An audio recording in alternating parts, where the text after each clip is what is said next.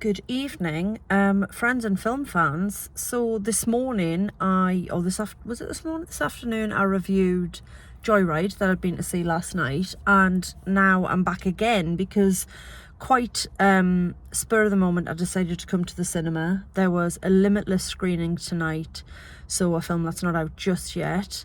And when I realised it was on, it was already like past the start time, but I was like, nah, I can make it. So I legged it down here, and I have just sat and watched Gran Turismo, which is a film based on a quite frankly ridiculous true story about a young man who went from being a gamer playing GTA in his bedroom to a qualified race driver. It sounds made up, it sounds like a fairy tale, it sounds like it would be cheesy nonsense. I enjoyed this film so bloody much, it's ridiculous. Now let me lay it out for you here. I have no interest in the following: gaming or cars. It's just not my bag, not my world, not my thing. I've watched people play GT5, and I don't mind watching them play because, you know, it's all quite exciting. But on paper, this film isn't really for me. Loved it. Like, I absolutely loved it. Not only that, obviously, the only people in there were Limitless members. It was pretty busy. Smaller screen, but it was pretty busy. Towards the end of the film, and that's towards the end of a race, that's not a spoiler. It's a racing car film, so you can kind of figure it's going to end with a race. People were, like, whooping, almost. Like, spontaneously almost breaking out into applause. So, here's the plot, right? You've got a young lad called Jan Mardenborough. He lives in Cardiff with his younger brother Kobe and his parents. His parents are lovely. Dad is an ex-professional footballer, and Kobe is going to follow in Dad's footsteps, and Jan is a bit of a disappointment to his dad. His dad doesn't really understand him, and he doesn't understand the gaming, and he thinks it won't lead anywhere. And I kind of get, you know, that point of view that nobody's going to pay you to play video games. But somebody at Nissan marketing, a guy called Danny Moore, I think, played here by Orlando Bloom, who hasn't aged well. Just going to put it out there, like, no offence, Orly, but yeah, he doesn't age very well. He was all right looking back in the day, but yeah. Anyway, I digress. So he comes up with this idea of doing this, of Nissan hosting this Gran Turismo contest around the world, and the best gamers will get to come to GT Academy, hosted by Nissan at Silverstone, and they will learn to be professional racing drivers, and then they will compete.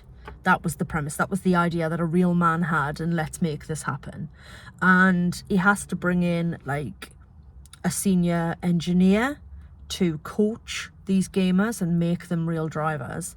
And the guy he brought in is a former driver called David Saltaire, who was played here beautifully by David Harbour. I love David Harbour. Oh my goodness me, I could watch him in anything. And he plays rugged, perpetually pissed off father figure, reluctant hero really, really well.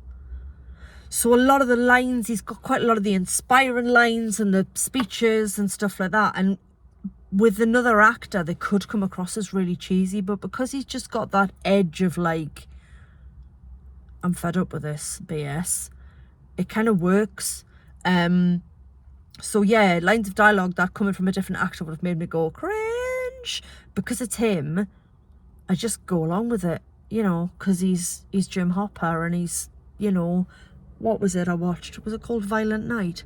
When he played Father Christmas last year. That was well funny. I need to watch that again this Christmas. So he's brilliant. And Orlando Bloom's all right. You know, it's Orlando Bloom.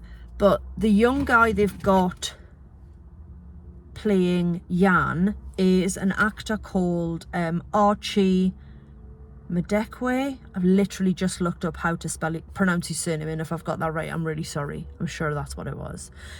He's been in Midsommar, so I'll have seen him in that. He played Simon in Midsommar, but it was a few years ago now.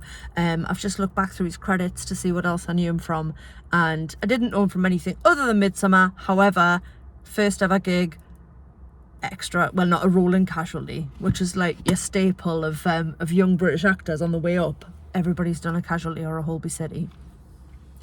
And the thing that stops this film from being an absolute cheese fest is him.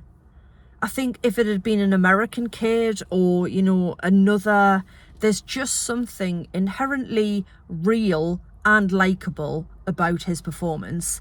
He's, you know, when he gets the place at the academy, he's not particular media savvy, he's a bit awkward, and, you know, from the Nissan point of view, they really want somebody who's like slick and camera ready, and he's up against, at the academy, he's up against an American driver called Maddie, who is played by Darren Barnett, who I know from Never Have I Ever, and he plays a bit of a cocky American twat in this.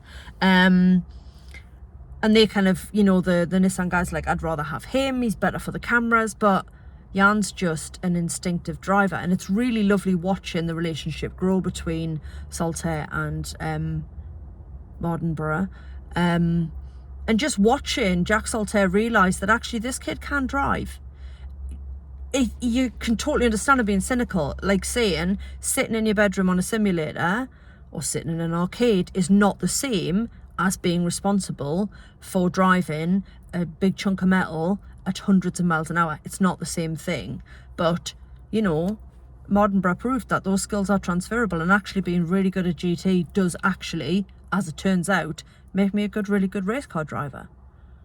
So he's so likeable, you know, so unassuming, so likeable, that you just root for him. You can't help it. And, you know, he comes from Cardiff, and he's just very normal, and I'd imagine any young men watching this are like, oh, that could be me. You know, it's such a nutty idea, the scheme, but it worked. You know, it came off, and he did go from his bedroom and his console to, you know, what's it called? Nuremberg. Is that what the ring's called? That doesn't sound right. Suddenly I've got a feeling I'm saying the name of a concentration camp by accident. Nürburgring, that's what it's called, isn't it? It's not Nuremberg, that is a concentration camp, I think. Oh my God. Apologies to anybody I've just offended. Yes, the Nürburgring, quite famous one in Germany, you know, driving Le Mans, driving in Dubai. So it's a real fairy tale, it's a real, like, you know, wish fulfillment story, but it really happened. Dad is played by the actor, he's been in absolutely everything, and I don't know how to pronounce his name, and I feel bad. Digimon, no, I'm just making noises. He's in Gladiator, and he's in the MCU, and you'd know him if you saw him, and I really should learn how to pronounce his name. Mum is played by Jerry Halliwell Horner. That threw me a little bit to start with. Don't quite know what she was doing there, unless it's like a racing Red Bull thing, because obviously she's married to Christian Horner. She was good. I mean, was she good? She wasn't awful. But yeah, his mum was a Spice Girl, and that, not in real life, obviously, but the actor, you know, the character's mum was a Spice Girl, which kind of put me off a little bit, but she was fine. Yeah, it was really good fun, and the racing sequences were like, I did this stupid thing, I was like this, and I was hands in the hair, and I was, you know, and you could hear the audience going through the same thing. As I walked out, there was three women, and I heard one of probably the oldest in the group, older than me, say, I thought I might like it. I didn't expect to love it. You know, the audience was properly buzzing. It's really good fun. It looks phenomenal, and it does sometimes do that thing where it'll like show you when he's racing, it'll put like his position above the car like it would in the game.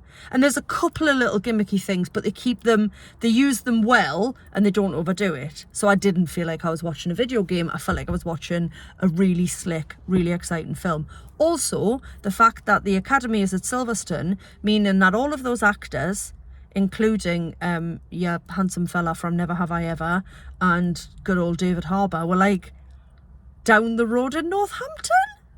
Like, how mad is that? Not quite as mad as like Harrison Ford being at the North Shields Fish Quay, but still. So yeah, it looked great.